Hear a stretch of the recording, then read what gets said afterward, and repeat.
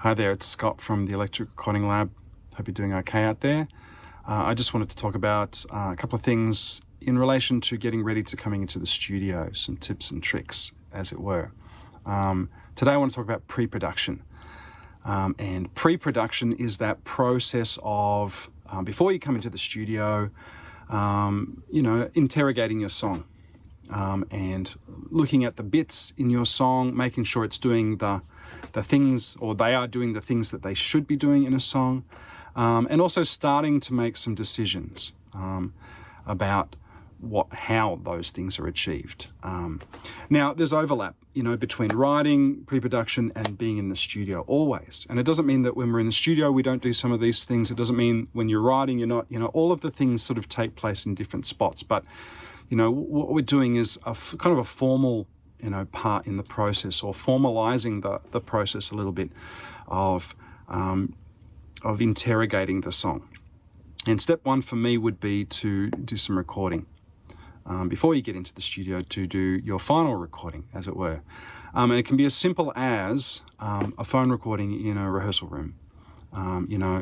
Making sure it's in a good location is tip number one on that. So you're getting a balance of the things, and that may even mean, volume shifts, guitarist turn down. It's often the thing that we're asked to do. And those sorts, even the drummers, maybe use lighter sticks for this take or something like that, and then shifting it around. And phone recordings, there's handheld digital recorders with little Omni mics on them. GoPros often have pretty useful mics on them, those sorts of things. The only downside to those sorts of recordings, I think, often is that they can be a little bit muddy, or, the clarity in the parts is not always there. Your mileage may vary. It will depend on the genre and all those sorts of things, and how well it's placed, and etc., etc. But many a problem is hidden in that lack of clarity. So the other way to do recording, obviously, is to use a DAW of some sort. Everything from GarageBand, simple thing if you're on iOS, out to Logic, Pro Tools, Reaper, Cubase, all the kind of higher end stuff. And there's probably someone in the band or in the group, or someone who could help you out with that. And they don't have to be amazing recordings. It's not the job what we're trying to do with that so much. What we're looking for is just getting those individual parts, because what we want to do, and this is the process of pre-production, for me, I think there's a couple of layers to it. Interrogating those individual aspects. Do they support the vocal? Because that's really, for most genres that we're working in these days, modern music, it is about that, the melody and the lyric, the vocal. That thing is what the rest of it is supporting. Does this part, this guitar part, there's the drums, whatever it is, the keyboards, are they supporting that vocal? Are we doing the best things that we can do to highlight that, get the spotlights onto that in good ways as the song progresses? And that doesn't mean we don't highlight the other things ever in the song, obviously. But, primarily that's our job, is to kind of get that vocal through. Because most of our listeners, your punters out there, which is the vast majority of the audience, they're listening to that top line. They care about the vocal, the melody, and the lyric. They're the two things that they're keyed into. So we need to sort of approach our song structures and arrangements like that. So we're doing that sort of thing, right? It's part of our pre-production, and we are starting to make some decisions about sounds. Is this the right guitar sound? Should I use this snare or this snare? And again, overlap into the studio. It doesn't mean don't bring both snares. It doesn't mean we don't think about this when we're at that sort of stage, when we're in the studio doing this for real. But we can start to think about some of those things. This song really works with a thinner snare. This song really works with this big fat, copper heavy 100 kilo snare.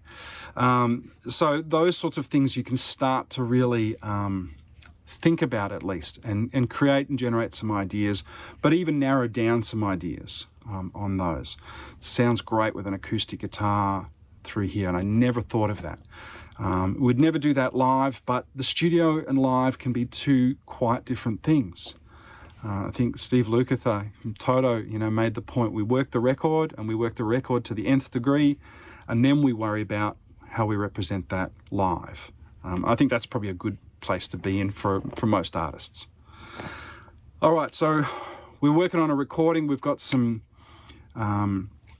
stuff to work with as far as listening back, and so that's our job at that point, for all of the band members to be listening to their things, their parts, and then we start to interrogate. Do we, I often find in my writing, if initial idea can be a bit busy, do I halve it?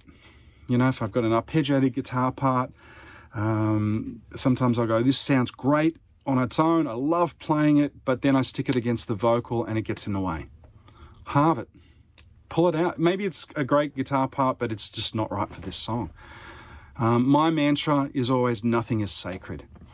Difficult mantra to live by, because when you get a great thing, even a great section in a song, a number of times I've done that, you built a whole bridge and I've multi-tracked and I've layered stacked vocals, and then you drop the needle from the front and you wind it, play the song through to the bridge, and it doesn't work.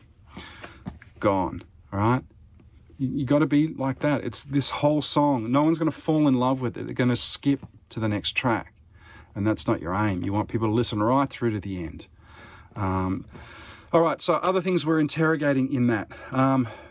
There's interest, right? That's one of the main things we're looking for. Is the song interesting? Do each of the sections, do they create a level of interest?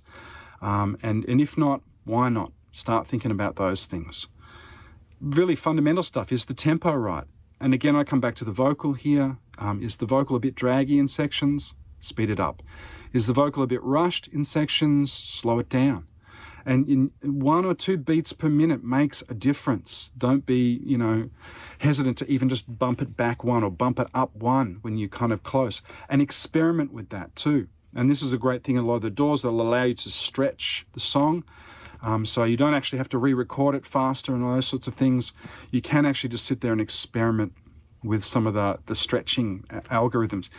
Sometimes they make it sound terrible, like they glitch the audio, but we're not caring about that at the moment. We're interrogating the song. Might mean you need to re-record a part, like particularly bass. I find, like in Pro Tools, what I use, the bass doesn't love that. Gets a bit kind of funny. Anyway, interrogating tempo, really fundamental, and as I've said already, arrangement. Are we getting out of the way of the vocal? Are we supporting the vocal? And the dynamics also of a song. Is there some interesting dynamics, some loud, soft, some busy, some simple, those sorts of things. What the ear is listening for, typically in most genres, is change. Do we create enough change as we've gone through? And this can go back to writing as well. And you kind of get your song organized, you go, this is fantastic, but I'm using the same, chord change structure throughout the whole song. And by the time I get to the end, I'm bored with something. It can be as simple as that. That's a rewrite thing. Again, nothing is sacred. Go back and change one of those sections to a longer chord change section, shorter, those sorts of things. But having a decent recording and being able to step back and not have to be playing the song to hear it, I think is really important aspect of it. The number of musos I come across who've never heard themselves played back until they're sitting in here, it surprises me. I think it's an integral part of learning your instrument and learning the craft of writing and those sorts of things as well.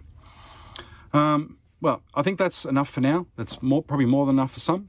But if you've got any questions or comments, obviously drop them in. DM me. I'm happy to chat more about those sorts of things. Happy to help out, and it's something I love to do as well as part of what I do here at the Recording Lab, is help people out with their pre-production process. Love that. All right. Stay safe. See ya.